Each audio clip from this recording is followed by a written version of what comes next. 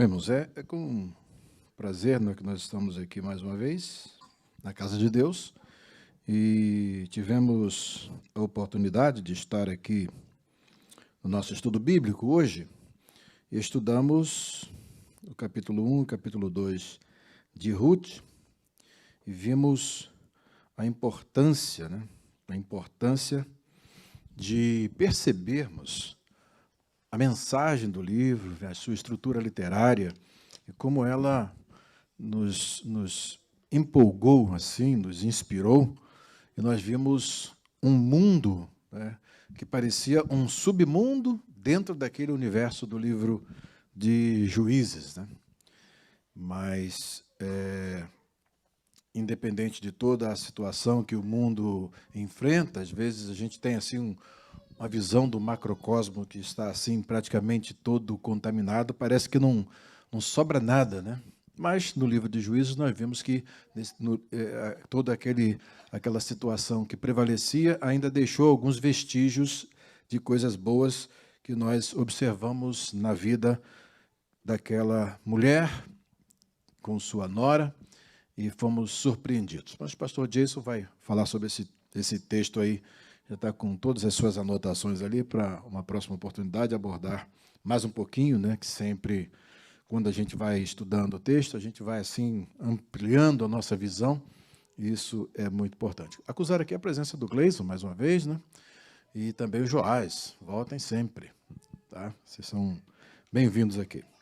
Bem, o Salmo de número 12 é um salmo muito importante, porque a primeira vez que eu estudei em profundidade Salmo 12 foi quando eu estava fazendo o mestrado em Antigo Testamento lá no Centro Presbiteriano de Pós-Graduação Andrew Jumper, em São Paulo, e então estudei com um professor, amigo meu aqui de Michigan, professor Bosma, e o curso que nós fizemos de Salmos foi um curso que realmente revolucionou a minha visão dos Salmos, ampliou demais os horizontes, e inclusive eu escolhi o Salmo 12 para fazer o trabalho de término de curso ali dos Salmos, E então escrevi uma monografia que posteriormente compôs a minha tese, uma das partes da minha tese, que foi o capítulo 3º.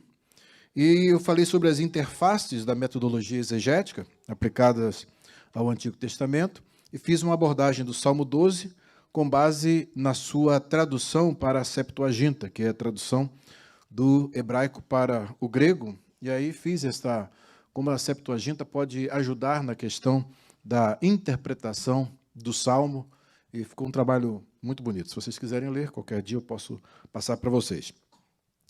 E o Salmo 12 é um salmo muito importante, ele considerado, ele pode ser classificado como sendo um salmo de lamento, e é um salmo que apresenta uma estrutura de lamento, segundo a definição do Walter Brueggemann.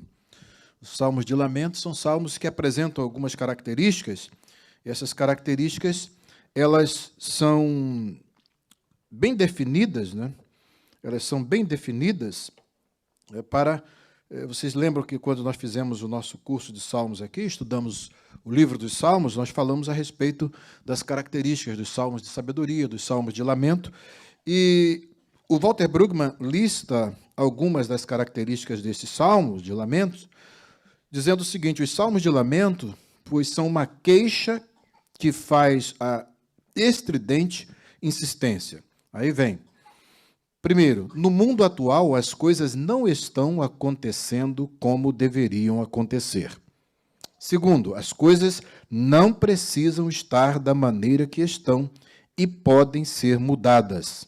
Terceiro, o falante não aceitará as coisas do jeito que estão, pois isto seria insuportável. Quarto, é obrigação de Deus mudar as coisas.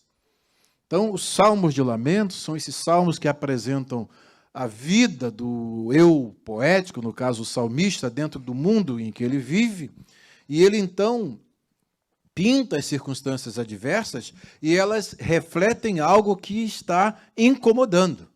E as coisas não deveriam ser assim. Dentro de uma normalidade, as coisas deveriam ser diferentes. Há circunstâncias, há situações que prevalecem, e esta prevalência ela pode ter um interventor para que mude esta situação.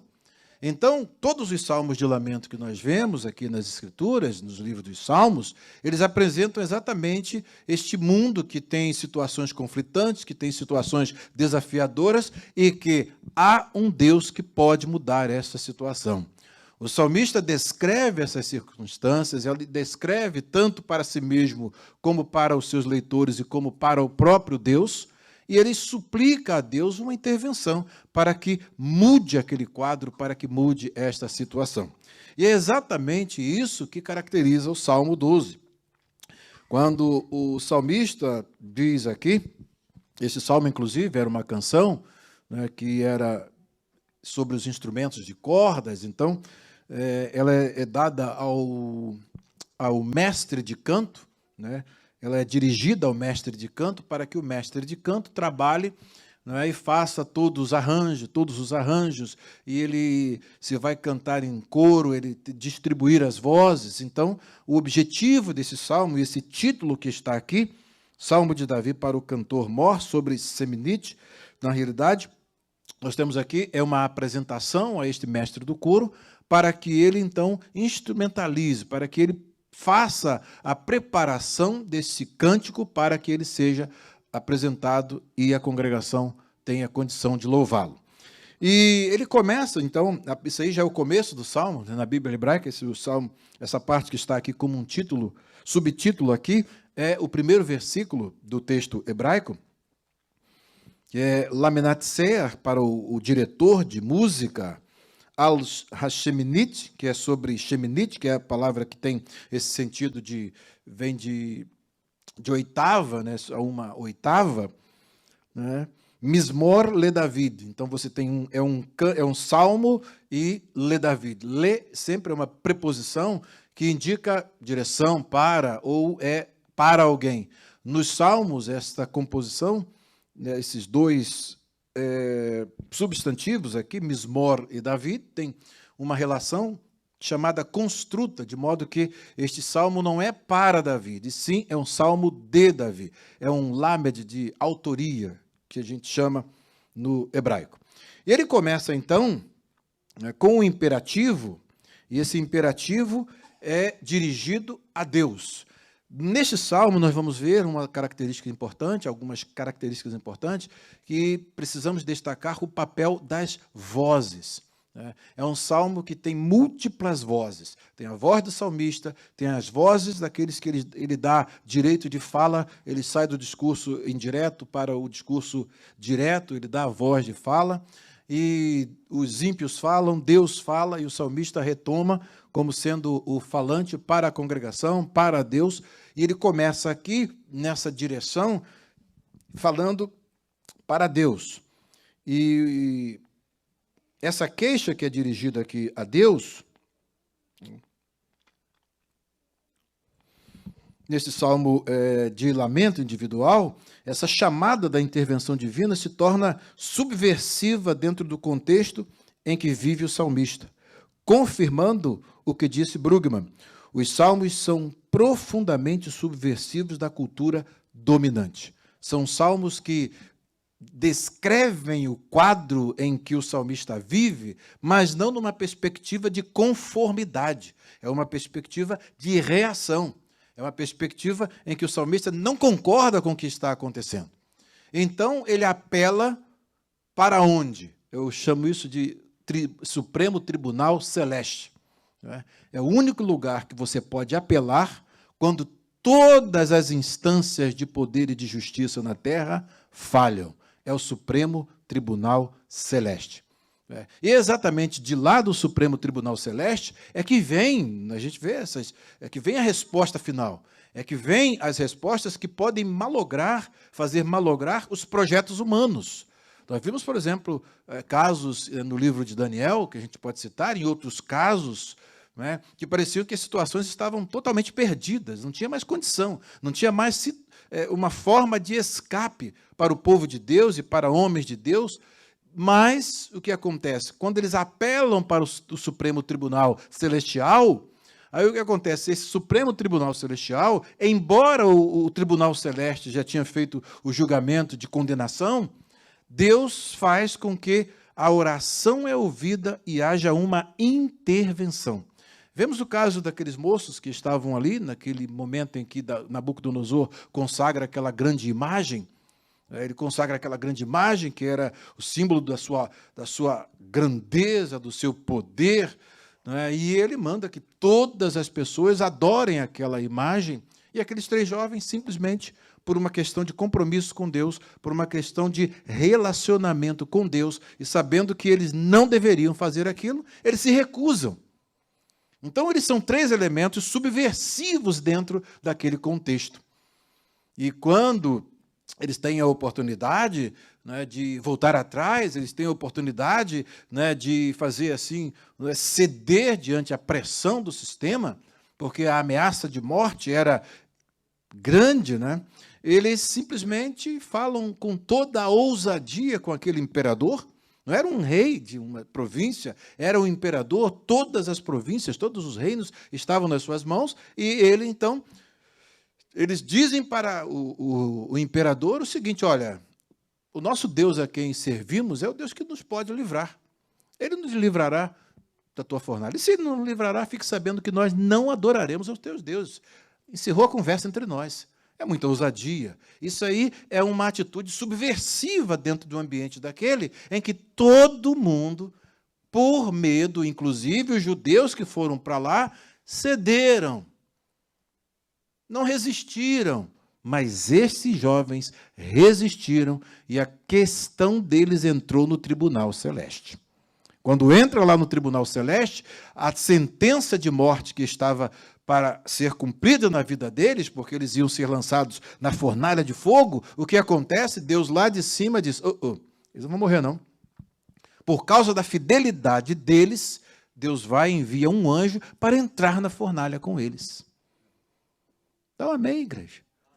Parece que vocês estão ouvindo um cenário desse. Eu estou lá dentro, já estou lá na fornalha com eles. Vocês imaginem o quadro, preste bastante atenção.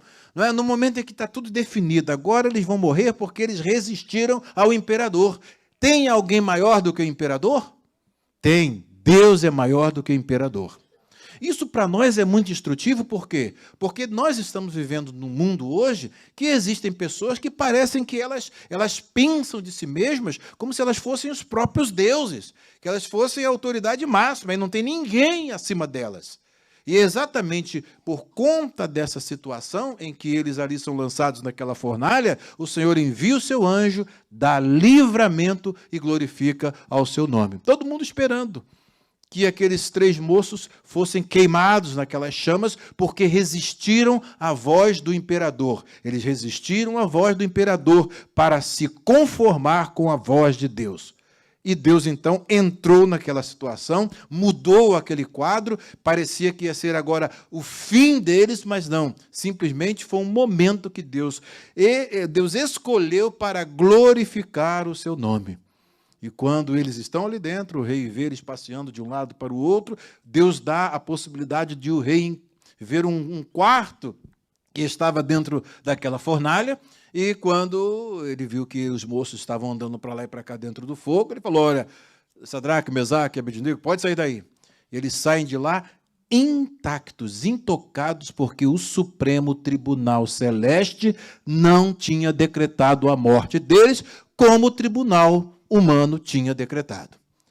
Vocês estão percebendo como é que é importante nós termos esse conhecimento de Deus e saber que em todas as circunstâncias que nós vivemos, nós precisamos estar conscientes de que nós temos um tribunal que é acima dos tribunais humanos, que temos um juiz que está acima dos juízes humanos? A mesma situação ocorre com Daniel, a mesma situação ocorre lá na frente, aquela cova dos leões, e outras circunstâncias em que o povo de Deus é ameaçado por um homem muito arrogante chamado Senaqueribe, e que estava querendo destruir o povo de Deus, e que estava com toda a fúria, já tinha destruído vários reinos, e agora tem ali um reinozinho que era a parte do sul do que restara de Israel como nação.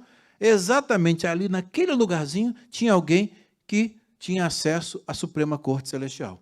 E foi ali naquele momento, quando aquele homem buscou a Deus, quando ele orou a Deus, quando ele falou com Deus, Deus daquele trono, daquele lugar, da Suprema Corte, disse: agora o negócio é comigo. E toma um profeta e orienta a nação e diz que naquela peleja eles não teriam que pelejar, né? E naquele momento em que eles estavam ali acuados, o Senhor, na madrugada, resolveu o problema. Enviou um anjo e matou 185 mil. 185 mil soldados daquele exército poderoso. Liquidou numa só noite com um só anjo. Você já parou para pensar? Deus tem uma família no céu e Deus tem uma família na terra. A família do céu é composta desses anjos poderosos que estão a serviço da igreja. Os anjos são aqueles que estão a serviço da igreja.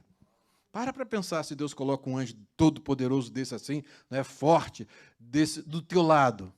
Você vai temer o quê? Você vai temer a quem? A quem nós vamos temer? Qual é o homem nessa terra que nós vamos temer? Percebem? Então a igreja precisa tomar ciência disso. E os salmos de lamento, eles são salmos que exatamente retratam essas circunstâncias que, do ponto de vista humano, elas estão como não deveriam estar. E quando se invoca a Deus, quando se chama a Deus, aí então Deus entra em ação. É exatamente este o enredo do Salmo de número 12. O salmista começa dizendo aqui: salva-nos, Senhor. Salva-nos. E ele vai dar as razões. Por que ele está pedindo esta salvação? Que tipo de salvação ele está pedindo aqui?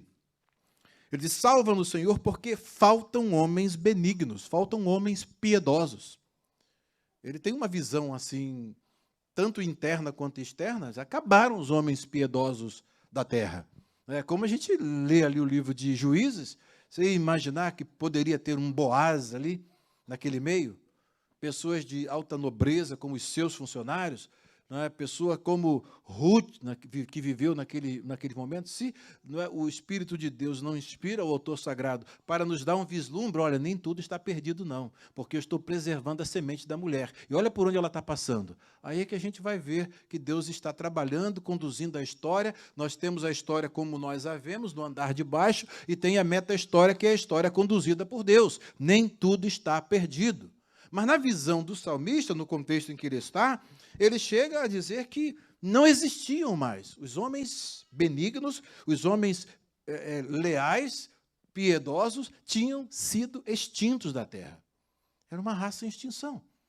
E ele então diz: porque são poucos os fiéis entre os filhos dos homens. Então, o que sobrava ainda, ele se inclui, obviamente, nisso, e alguns dos seus que estão ali vivendo com ele, é uma minoria, né? A minoria de piedosos que ainda existe. E ele então diz: salva-nos. Por quê? Porque, por outro lado, essa maioria está no poder, está dominando. É uma maioria que está numa condição de domínio, de poder. Você vai ver que esse salmo ele vai retratar exatamente isso. São pessoas que usam a língua como instrumento de poder, são pessoas que se perpetuam no poder pelo próprio poder, né? E você fica num contexto em que a única alternativa é fazer o que o salmista está fazendo. Salva-nos, ó Deus. E Deus, no seu trono, vai ouvir. Quando a igreja clama, quando a igreja busca, Deus ouve, Deus atende. E nós precisamos saber que mais são os que estão conosco, não é? Mais são os que estão conosco. Quando nós vemos as circunstâncias pela ótica das próprias circunstâncias, né, parece que não tem condição de a gente resistir a tantas coisas ruins que acontecem no mundo. Entretanto, nós estamos servindo a um Deus que é o dono do universo. Olha a grandeza dele. Agora a gente tem o privilégio de começar a penetrar em esferas do universo que outrora eram impensáveis, inimagináveis, através do telescópio Hubble e também do telescópio James, são imagens que vão pintando o universo de uma grandeza tal que a gente fica assim abismado, como isso é grande, como isso é lindo, esse universo que a gente não conhecia. Não sei se vocês já viram algumas imagens capturadas por esses grandes telescópios que estão, né, trazendo uma nova visão do universo, mas imagine o tamanho do Deus que criou esse universo. É o seu Deus. É o nosso Deus. É esse Deus que está sempre ouvindo ao seu povo. E o salmista está recorrendo no lugar certo. O salmista está recorrendo no lugar certo. Acabou a justiça na terra. Acabaram-se os homens benignos, os homens que falam para o bem. Para onde nós vamos recorrer? No Supremo Tribunal Celestial. E aí, então, ele nos diz aqui, é algo que eu gostaria de pontuar aqui com os irmãos, que esse versículo específico, do versículo 2,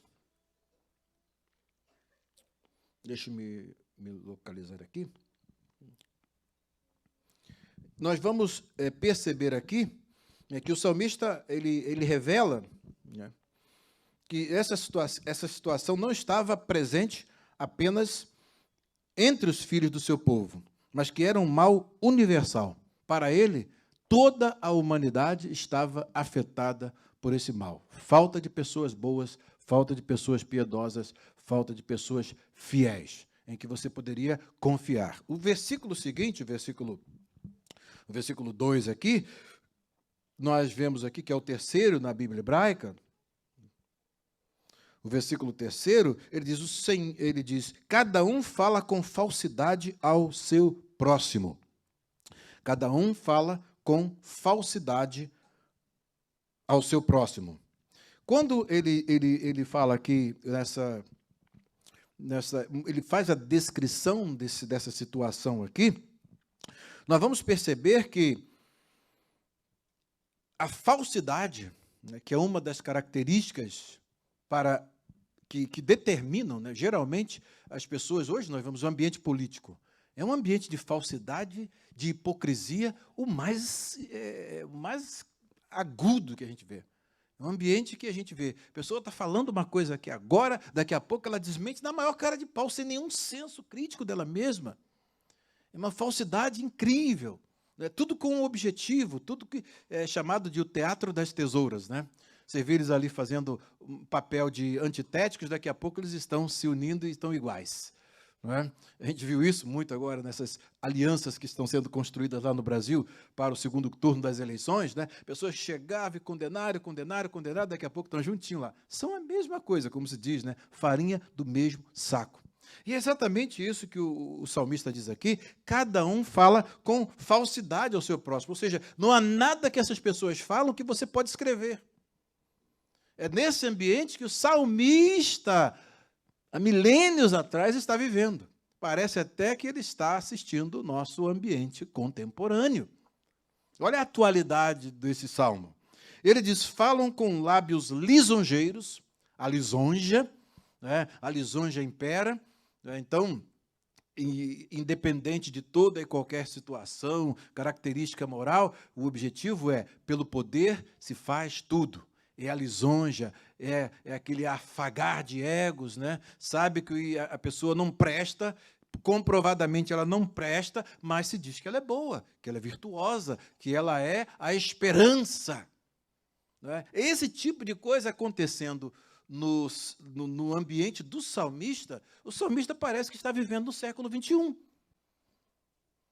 O salmista parece que está vivendo no século XXI, onde as pessoas com falsidade falam com lábios lisonjeiros e coração dobrado. O que é o coração dobrado? A duplicidade. Eu fiz uma observação aqui, nessa questão dessa expressão, né? Ele diz, o salmista qualifica o conteúdo das conversações frívolas, são o discurso do engano, da falta de sinceridade, da hipocrisia, do lábio enganoso, que, de fato, não está expressando aquilo que se passa no coração. Os movimentos dos lábios indicam enganosamente o que o coração está perpetrando. O coração perpetra uma coisa, mas os lábios dizem outra. Não é o que a gente vê?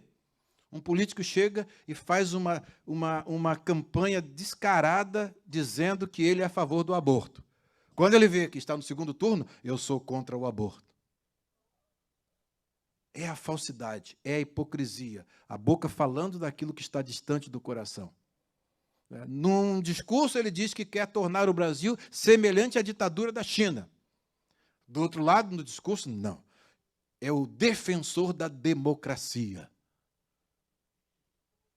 A hipocrisia, o fingimento, a falsidade. Então, o que é que a gente acontece? Parece que o salmista está vivendo os nossos dias. Ou então ele, por uma visão periférica cognitiva, estava vivendo exatamente o que nós hoje vivemos.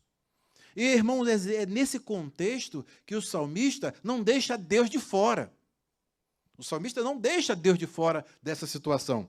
Vejam bem, o Luiz Alonso Shekel, ele acrescenta que os lábios lisos aqui, que é a expressão utilizada aqui no hebraico, esse sifat halakot, né, são lábios lisos aqui, né?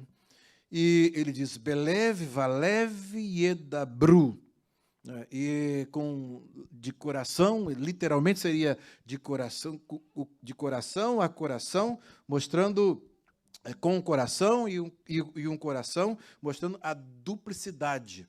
A duplicidade é a pessoa está ali falando uma coisa, mas na realidade não é nada daquilo que ela estava dizendo.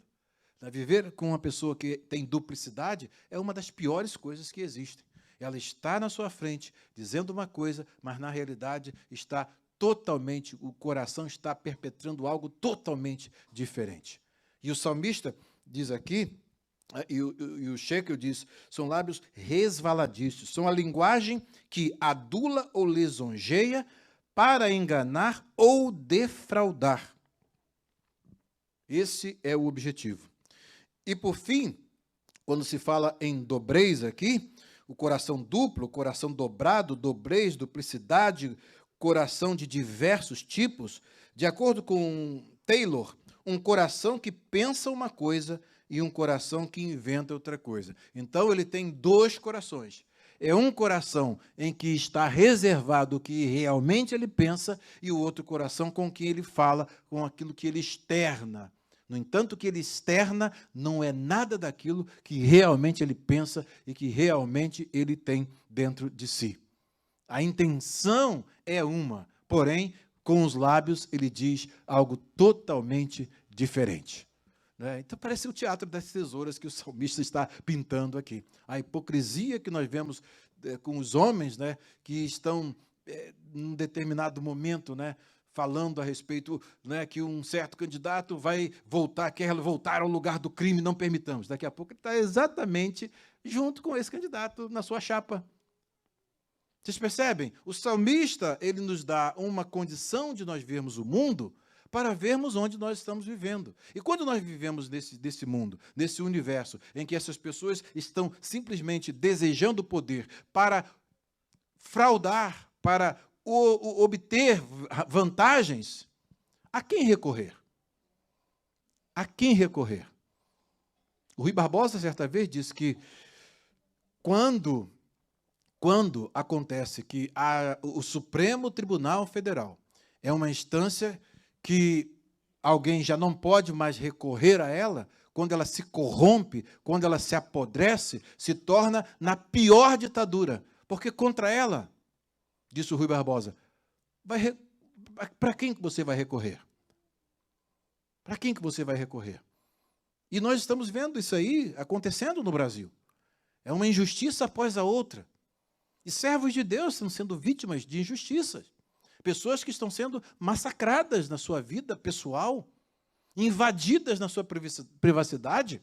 Pessoas que têm liberdade garantida pela Constituição, como todo brasileiro, por exemplo, de falar o que pensa e expressar aquilo que está dentro do seu coração, é proibido.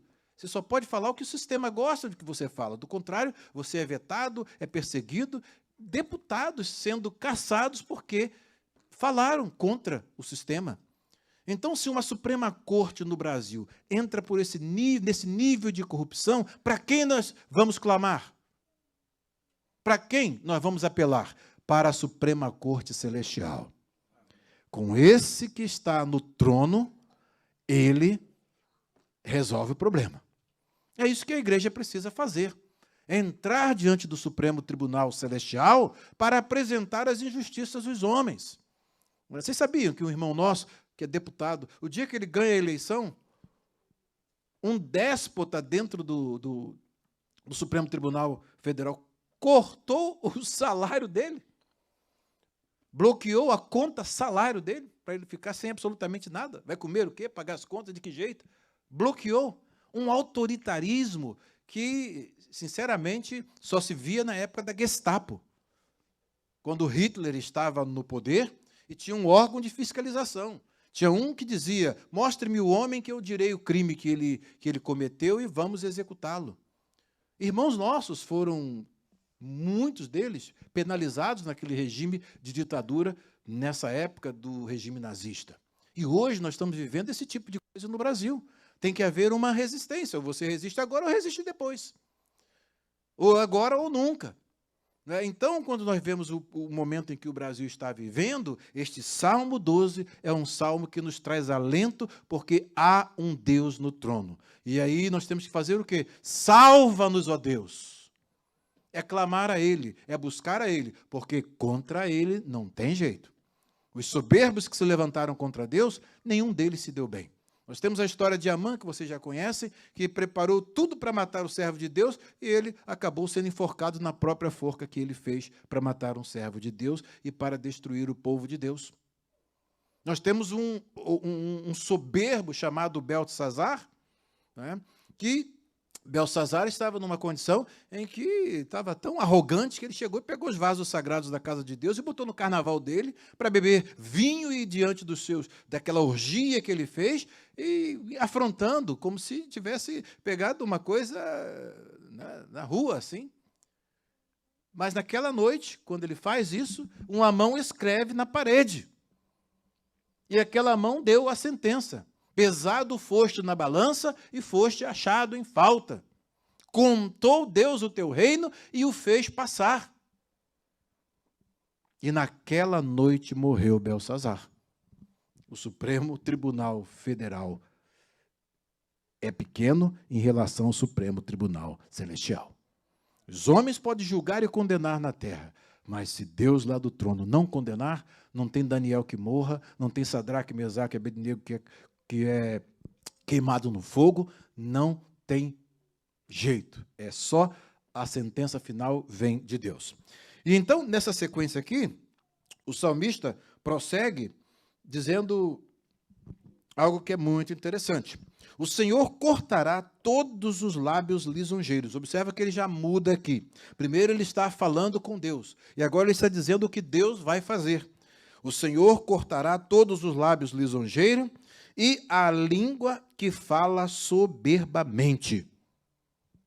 A língua que fala com soberba, ela vai ser cortada. Quando se fala em soberba, às vezes eu fico assistindo às reuniões lá do Supremo Tribunal Federal do Brasil, dá nojo, dá náusea, com a linguagem empolada e perpetrando o mal com uma linguagem empolada, enrolada. Na faculdade a gente chamava pernóstica. Quando a gente fazia um curso de redação, geralmente era assim, a linguagem dos advogados é uma linguagem pernóstica. Não usem isso aqui.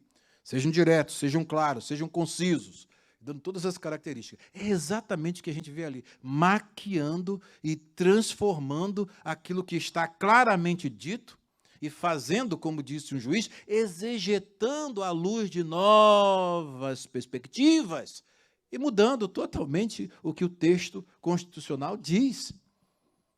Claramente.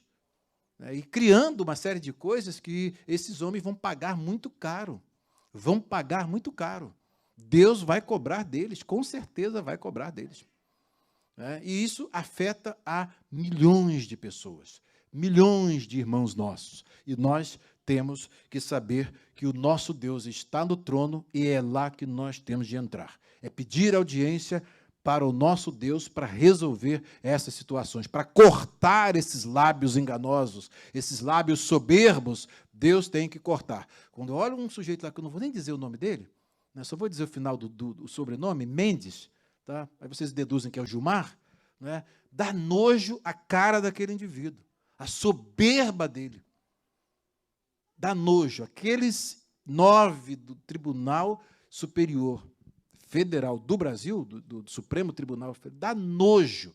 Você não aguenta ouvi-los. São pessoas que são colocadas em posição por uma questão de política, e hoje nós vemos para que elas estão lá. Mas tem um Deus no trono. Tem um Deus que elas vão prestar contas a Ele. Deus é o Deus que é justo. Olha só o que o salmista ele diz aqui.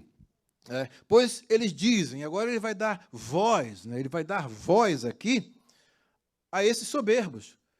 Observa bem que ele vai aqui usar um discurso direto. E o que eles dizem? A NVT traduz de um modo muito interessante. Ela diz assim, eles dizem, mentiremos o quanto quisermos. Mentiremos o quanto quisermos. Para só para pensar. Os lábios são nossos. Quem nos impedirá? Literalmente tem, quem é Senhor sobre nós? Eles não reconhecem ninguém sobre eles. Quem é Senhor sobre nós? Não mentiremos à vontade, né? O culpado a gente declara inocente, o inocente a gente declara culpado. E quem é que está acima de nós? Eles são os ímpios, são ateus, e não sabem que tem um que está acima deles. Foi isso que Senaqueribe fez. Foi essa afronta. Olha, nós já derrotamos todos os reinos até agora. Vocês são a bola da vez. E os deuses deles não fizeram absolutamente nada para livrá-los. Não diga o rei Ezequias aí que tem um Deus aí que vai livrar. Primeiro que a gente nem sabe, cadê? Que Deus é esse? Soberba, né? Audácia, e é o cavar da própria sepultura. Esse Deus que ele não via, de repente, naquele momento histórico, lindo e maravilhoso, responde para ele. E toma um profeta chamado Isaías, e esse profeta começa a profetizar e diz, olha, diz para esse soberbo aí, que a virgem, a filha de Sião, meneia a cabeça por detrás de ti e de ti zomba. Profeta ousado, né? De ti zomba. Ué, ele estava zombando do Deus de Israel, daqui a pouco Deus toma o profeta e não é Baal que não sabe se defender, não. É um Deus que se defende. Né? E aí, ali veio a sentença daquele indivíduo. Naquele momento que o profeta Isaías profetiza, diz, olha, aqui você não vai entrar. Diz para ele que ele não ia entrar, e ele disse assim, vou colocar um anzol no teu nariz para você ver. E naquela noite, Deus chegou, você vai lá, resolve esse problema.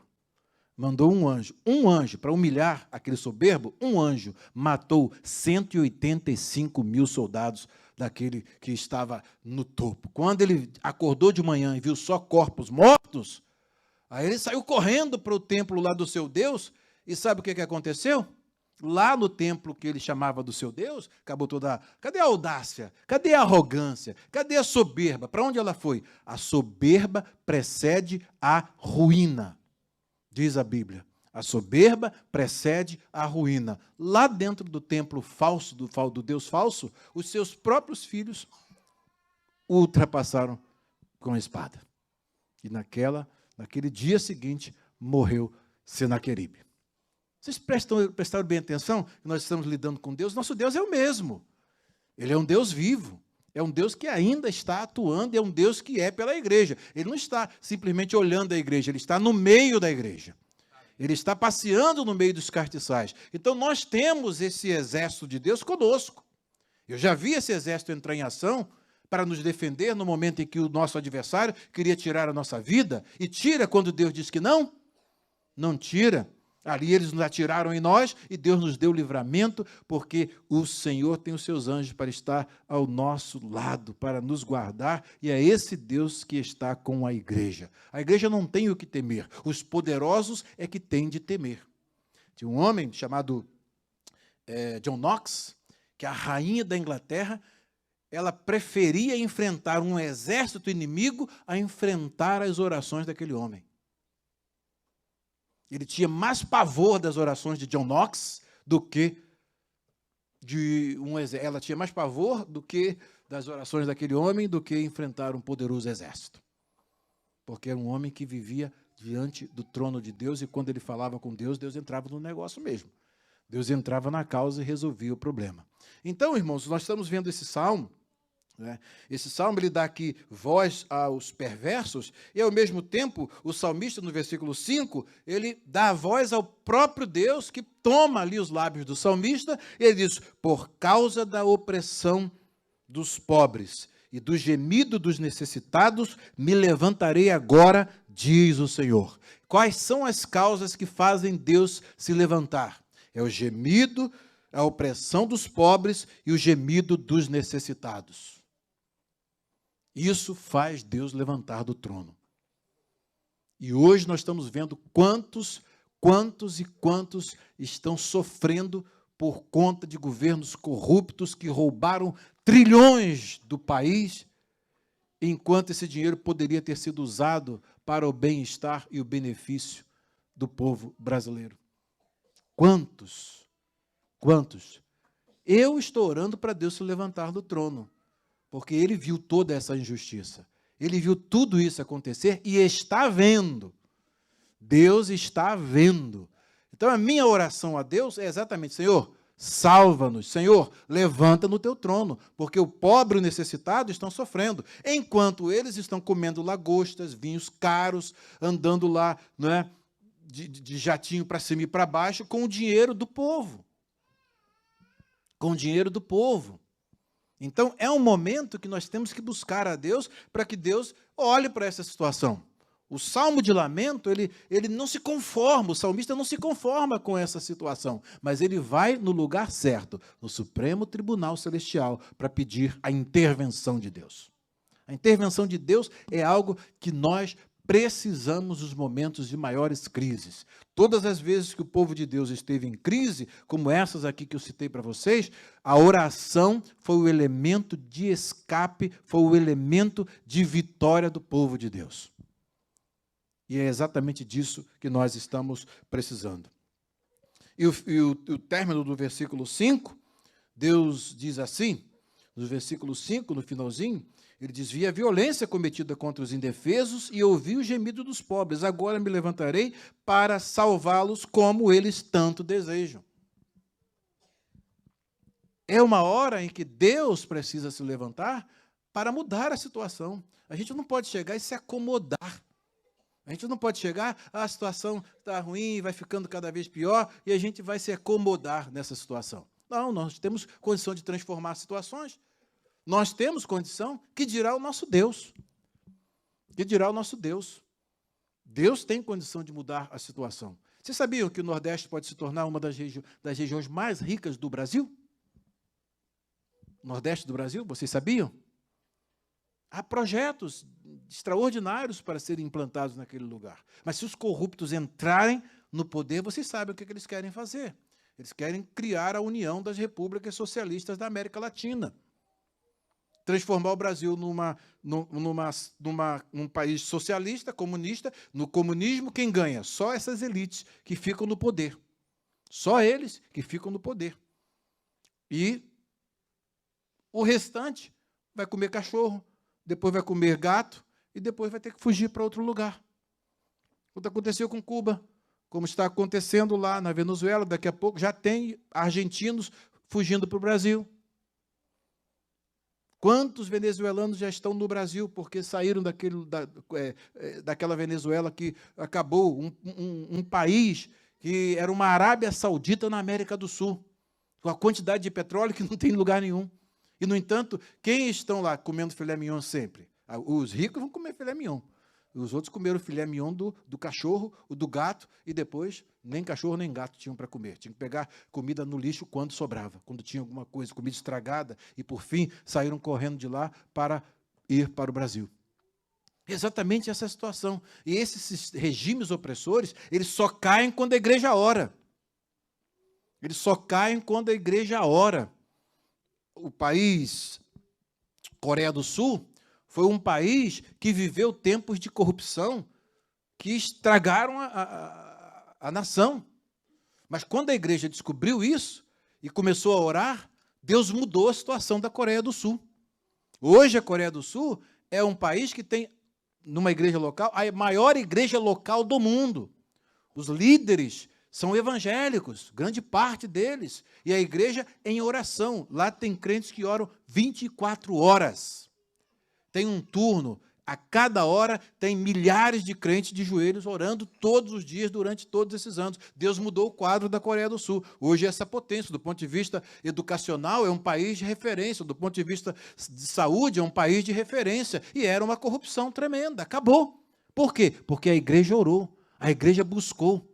E é exatamente o que a igreja precisa descobrir. Esse poder de você entrar na Suprema Corte. Você pequenininho, mas entrar diante do Deus grande. Senhor, olha a injustiça. Tu não gosta da justiça, eu também não gosto. O amor que está em nós não folga com a justiça. Não é isso que o apóstolo Paulo ensina? Então nós temos que aprender a reagir no momento em que nós estamos vivendo, e este salmo nos mostra exatamente que Deus está no trono. E olha o contraste. Enquanto você tem palavras mentirosas, palavras que são palavras vazias, frívolas, de coração duplo, as palavras do Senhor são palavras puras, como prata refinada em forno de barro e purificada 7 vezes. Olha o contraste. E a palavra de Deus, quando ele diz, eu, pela causa do pobre e do necessitado, me levantarei, isso aí é promessa que está na lei. Se algum dia, diz para os filhos de Israel, vocês oprimirem o pobre, eu ouvirei o gemido do pobre. E hoje nós estamos vivendo numa situação em que tem muitos pobres gemendo. Eu estive no Nordeste e vejo que tem situação que pode ser mudada. Mas é preciso uma intervenção divina. Alguém que realmente queira fazer. Alguém que realmente queira cortar na própria carne em benefício do povo e não querer se locupletar com o dinheiro do povo, como os regimes socialistas fazem.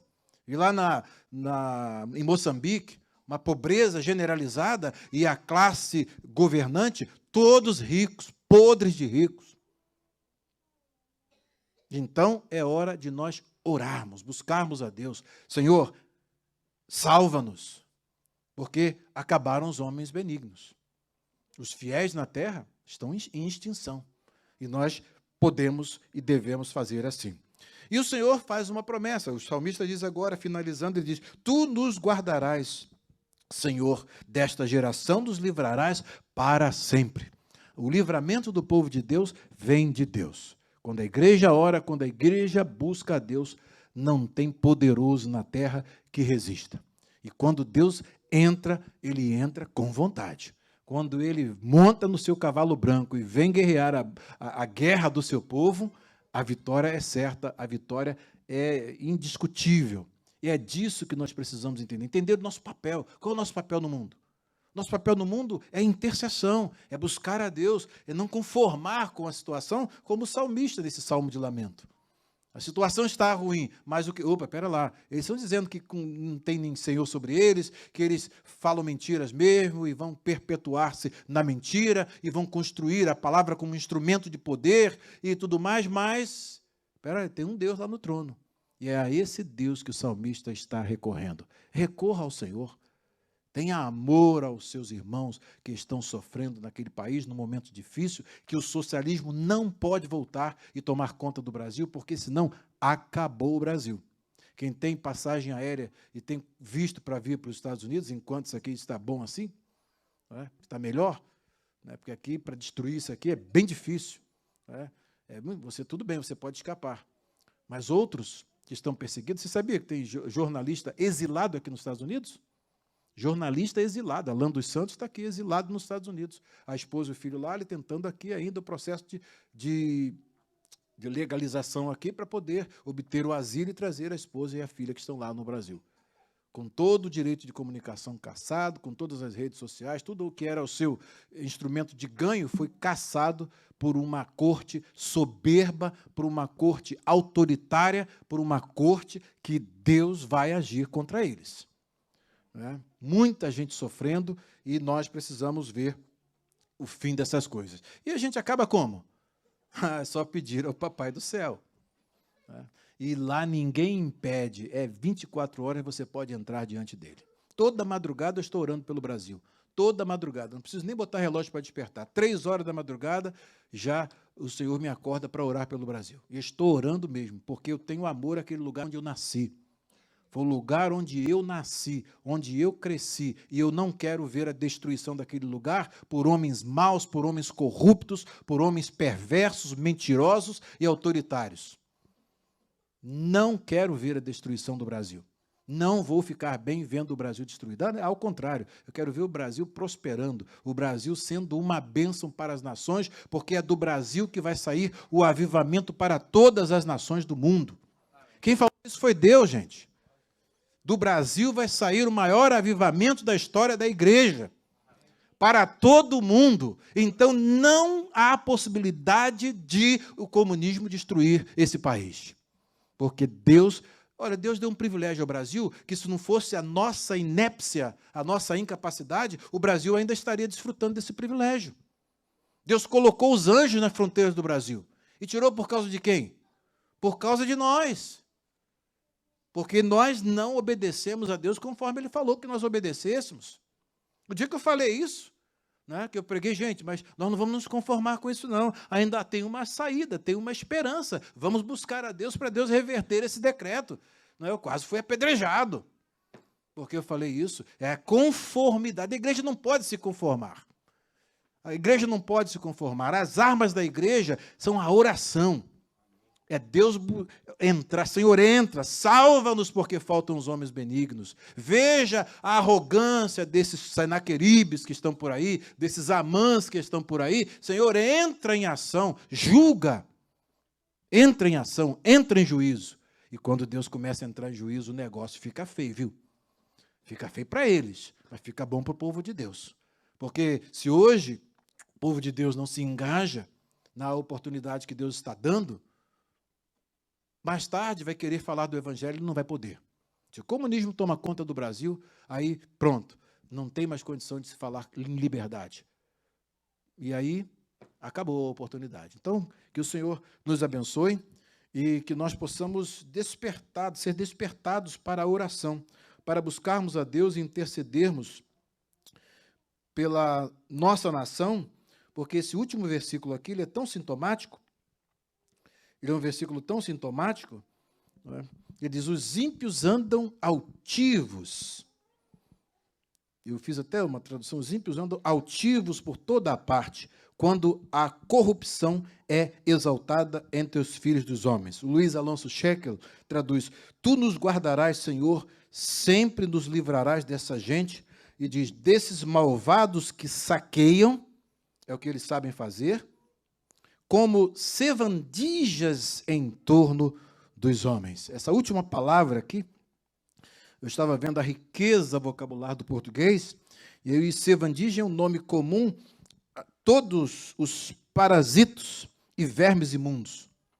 Então, o Shekel, ele traduz a palavra zulut aqui do hebraico de modo muito acertado. São pessoas que vivem como parasitas, eles se nutrem do sistema. E você sabe que o parasita ele vai se nutrindo, e ele tira daquele de quem ele está se nutrindo. É exatamente o que eles fazem. Eles roubam dinheiro público, eles colocam os dinheiros públicos em paraísos fiscais, e o povo que deveria ser beneficiado com o seu próprio dinheiro, porque tudo aquilo ali deriva do imposto do povo, é usado para que eles fiquem ricos, comam lagosta, filé mignon todos os dias, se quiserem, e o povo fique na miséria, conforme os regimes socialistas estão aí mostrando que é o final. A Venezuela é o final da implantação de um regime autoritário e socialista. É o final. O Brasil não pode entrar por esse caminho. Esses sevandijas, esses que ficam aí sugando do sistema, têm que ser derrotados pelo poder do nosso Deus. E a igreja pode invocar, a igreja foi colocada no mundo para interceder, para que tenhamos uma vida quieta e sossegada. Como é que nós vamos ter uma vida quieta e sossegada? Intercedendo. Intercedendo, falando com Deus. Quem está praticando a injustiça, porque eles foram levantados para praticar a justiça, mas se estão vivendo na injustiça, Deus vai entrar em juízo contra eles. É a minha mensagem que nós vamos pregar no Salmo 82. Vamos mostrar para vocês como Deus está no meio dos juízes. Deus está no meio dos juízes, contemplando. E enquanto eles praticam a injustiça, o Senhor disse, vocês são deuses. Porque quem é que vai resistir à palavra de um juiz? É a autoridade máxima? Mas como homens, como filhos dos homens, morrereis. Porque Deus entra em juízo.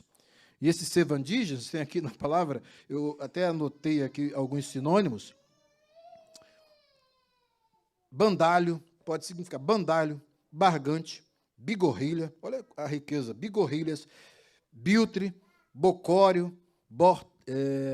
borrabotas, bragante, brejeiro, cachorro, cafajeste, calhorda, desavergonhado, desbriado, desonesto, escroto, falpórrias, futre, futrica, olha a língua portuguesa, homúnculo, jagodes, lacaio, mariola, mau caráter, meliante, algumas vocês conhecem, né?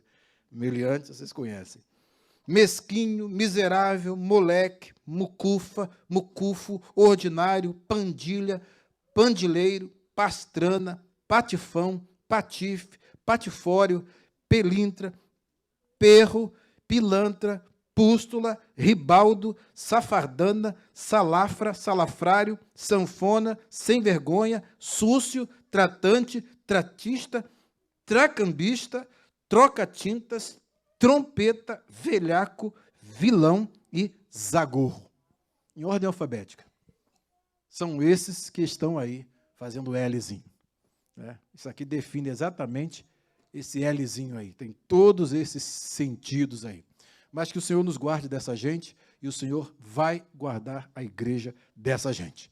Que o Senhor livre o nosso querido Brasil, o nosso amado Brasil, para que nunca caia nas mãos do socialismo. Que o Senhor nos abençoe.